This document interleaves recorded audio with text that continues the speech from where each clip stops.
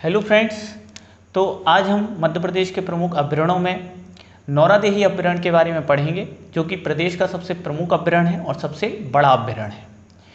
नौरादेही अभ्यारण्य जिसकी स्थापना 1975 में की गई थी।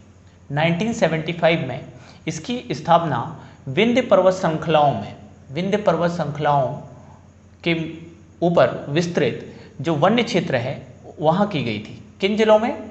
तो सागर, दमोह। इसका जो क्षेत्र है वह मूल रूप से सागर और दमोह जिलों के मध्य विस्तृत है।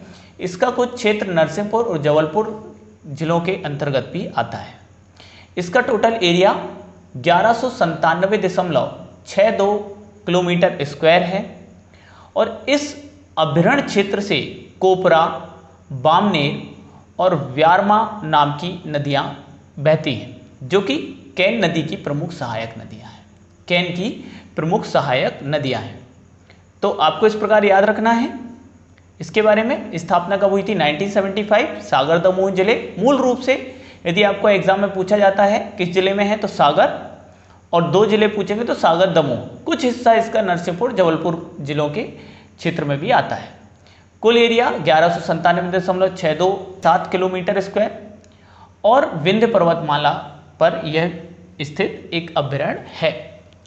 अब इसे देखें तो इस अभ्यारण्य को सर्वप्रथम नीलगाय के संरक्षण के लिए स्थापित किया गया था और काफी वर्षों तक यहाँ पर नीलगाय का संरक्षण किया गया। साथ ही साथ कृष्णमृग, जंगली सुअर और चीतल का भी संरक्षण हो रहा है। लेकिन हम देखें कुछ विशेष संरक्षण में तो यहाँ पर हाल ही में अफ्रीकन चीते को भी पुनर्वासित करने का प्रयास किया जा रहा है। ध्यान रखना है आपको, अफ्रीकन चीता। ठीक है, कहां पर पुनर्वासित कर रहे हैं? नौरादेही अभ्यारण्य। फिर यह जो वन्य क्षेत्र है नौरादेही का, यह भारतीय भेड़ियों का प्राकृतिक आवास माना जाता है। तो याद रखना है, यह प्रश्न पूछा जा चुका है। ये कौन सा अभ्यारण्य है जो भारतीय भेड़ियों का प्राकृतिक आवास माना जाता है? नौरादेही। और यह जो अभ्यारण्य है यह गंगा और नर्मदा नदियों के बेसिन क्षेत्रों में विस्तृत है।